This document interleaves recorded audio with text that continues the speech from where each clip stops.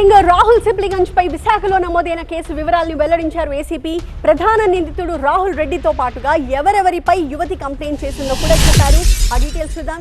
రాహుల్ సిప్లిగంజ్ పై విశాఖలో నమోదైన case వివరాల్ని ACP Ambedkar వెల్లడించారు. ప్రధాన నిందితుడు రాహుల్ రెడ్డితో పాటుగా రాహుల్ సిప్లిగంజ్ పై కూడా యువతి ఫిర్యాదు చేసిందని చెప్పారు.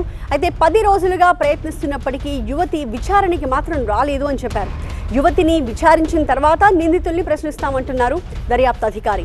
డేటింగ్ యాప్లో ఇద్దరికి పరిచయం అయింది, పెళ్లి పేరుతో మోసం చేశాడు అని చెప్పి ఆమె ఆరోపించింది.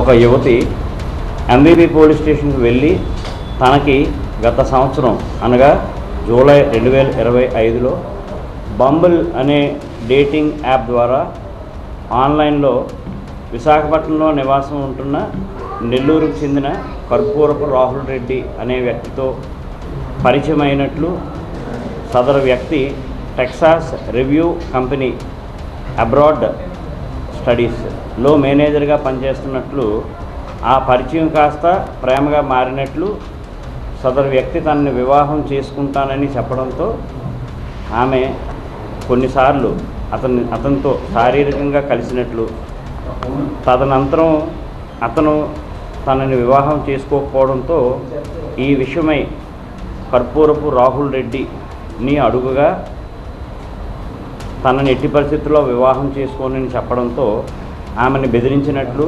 అవమానించినట్లు రిపోర్ట్ ఇవ్వగా ఆ రిపోర్ట్ని ఎంవీపీపీఎస్ వారు కొంతవరకు దర్యాప్తు చేసి తదుపరి దర్యాప్తు నిమిత్తం మహిళా పోలీస్ స్టేషన్కు ట్రాన్స్ఫర్ చేయగా ప్రస్తుతం ఈ కేసుని నేను దర్యాప్తు చేస్తున్నాను. రాహుల్ సిప్లిగంజ్ అవని మిగతా కొంతమంది పేర్లు అయితే చెప్పడం జరిగింది. ప్రస్తుతం ఎవరైతే ఫిర్యాదు చేశారో సదరు యువతతో డీటెయిల్గా మాట్లాడాల్సి ఉన్నదండి. మాట్లాడిన తర్వాత ఇన్వెస్టిగేషన్ చేయాలి. నరేష్ అనే వ్యక్తి, ఉదయ్ అనే వ్యక్తి ఉన్నట్లుగా రిపోర్ట్లో ఉంది. మరి 10 రోజులైంది, ఒకసారి రండి మేము మాట్లాడాల్సి ఉన్నదని కబురు పెట్టాము, వస్తానండి అని చెప్పింది.